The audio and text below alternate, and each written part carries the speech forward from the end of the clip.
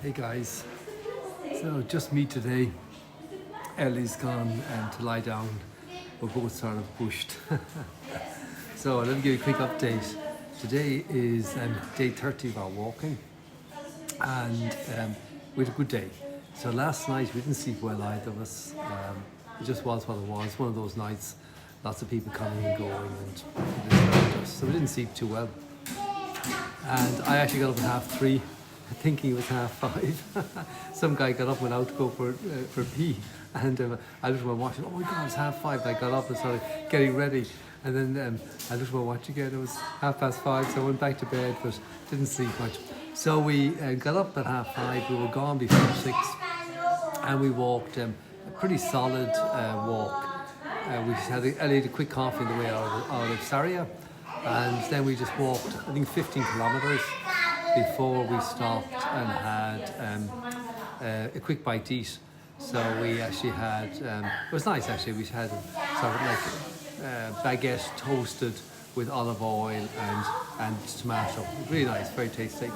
And that's what kept us going. We met a lot of friends on the way. The walk was interesting. It was actually a really, really nice walk. Again, just through farmland but small farms, small farmers with all the cow paths on the road, the usual stuff. Some lovely paths through the woods and whatever. So we had a really nice walk, and we got to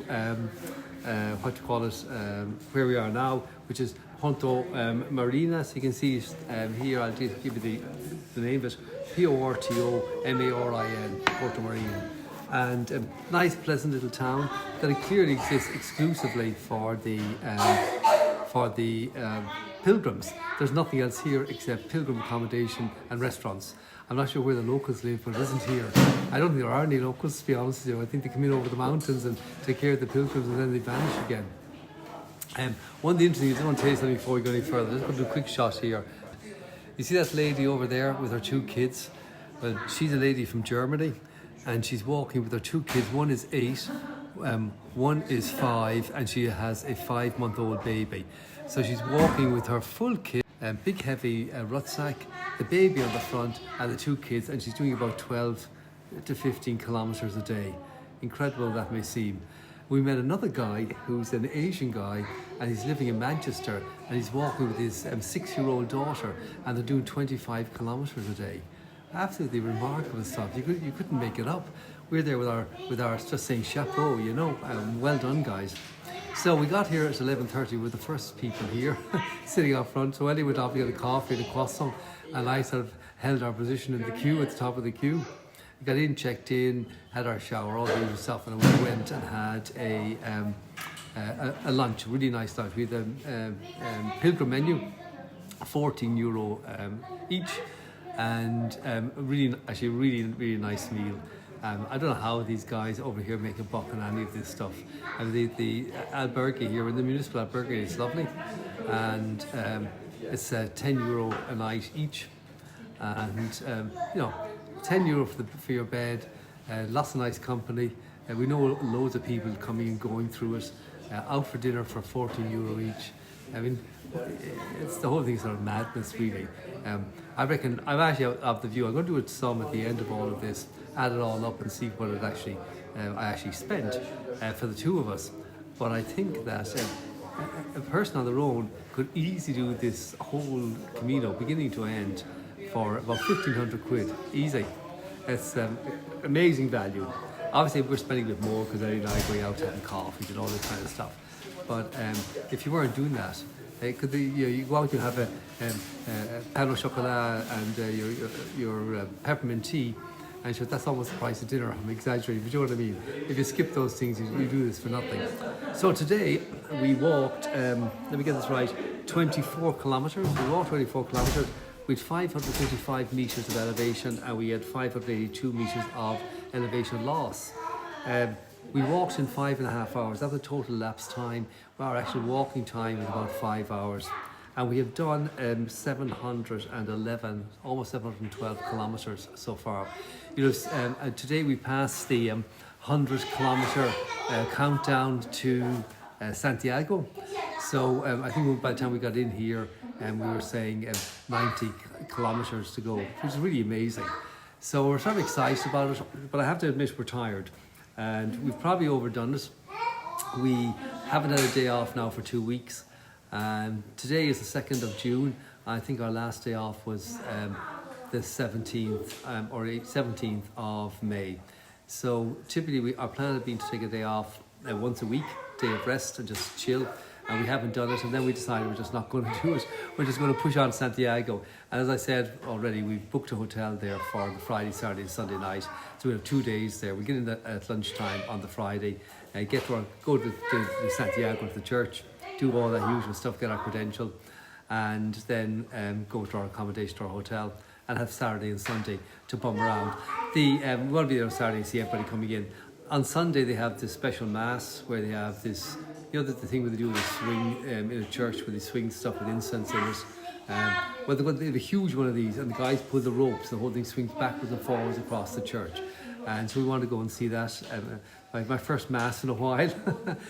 We want to go and see that and enjoy the whole thing of being in Santiago, the whole success of it. So that's sort of it. We have 4 more days of walking, so Tuesday, Wednesday, Thursday, Friday, but we don't count Friday, because Friday's going to go 20k or even 18k or something, cruise into Santiago, and we'll all be on the high, I'm sure, doing that.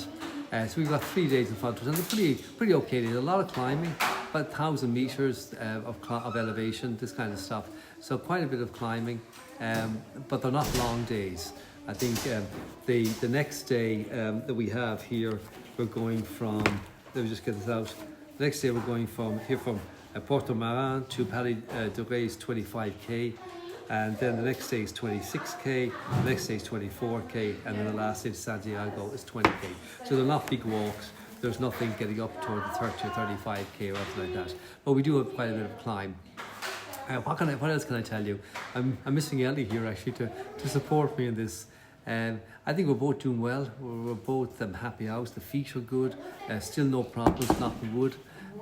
No blisters, no injuries, no nothing.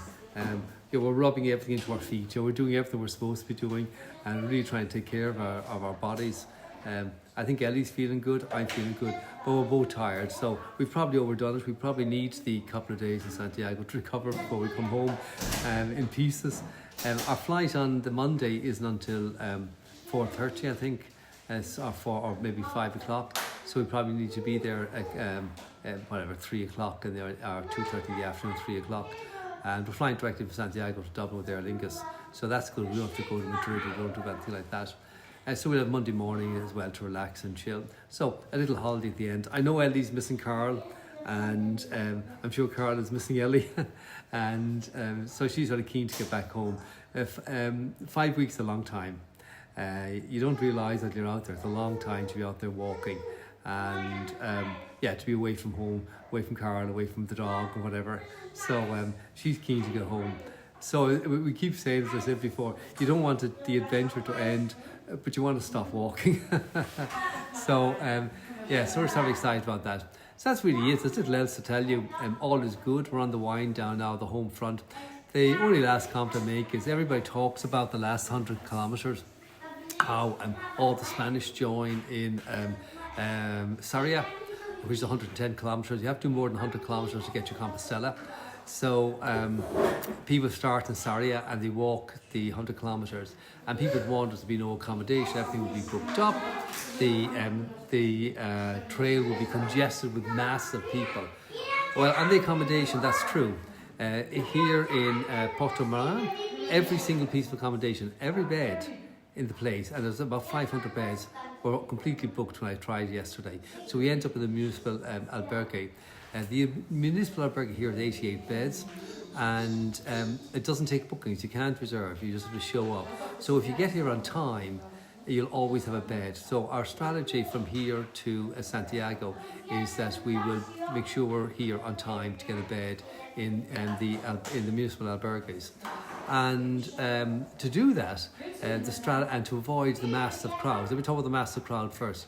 So yesterday evening we saw them, hundreds of them, literally, and no disrespect meant, I'm not in any way being critical or judging them.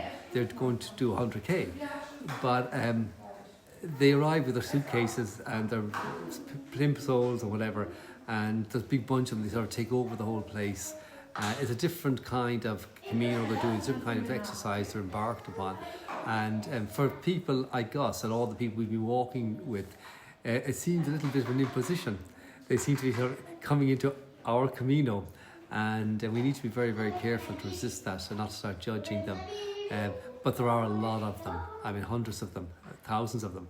So our strategy is to walk early. So we were gone before 6 this morning. We were here at 11:30 at the albergue. We saw none of them, but they were all coming in then all after that, all afternoon they'd be coming in. You can see them all coming in. They all get the luggage shipped. The suitcase gets shipped by van from place to place. They don't actually carry them. And so they walk with a light little bag and the things that are swatting along, you know, you can imagine. And so we're way down here with our rucksacks and feeling a little bit put out by them. So it's sort of funny, but our strategy, I think, for the next few days will do the same. Be gone by 6. We don't need to be here at 11:30 wherever we're going. I mean, 12:30 is fine, or even 1 o'clock by the time the doors of the albergue open is fine. Because today when we were here, when it opened at 1 o'clock, there were about 30 people in the queue. We were the first, but there were only about 30 people, so we could have been 31, we'd have been fine. And there's 88 beds here, so I think we'll be okay right through to Santiago if we follow that strategy. So that's sort of it. I'm good, Ellie's good, apart from the fact that we're knackered. And yeah, looking forward to finishing up and looking forward to, I'll be honest, looking forward to finishing up and looking forward to getting home and sleeping in my own bed and eating my own food and riding my motorbike or whatever. So that's it, guys. That's news. I'll talk to you all tomorrow. Cheers, guys.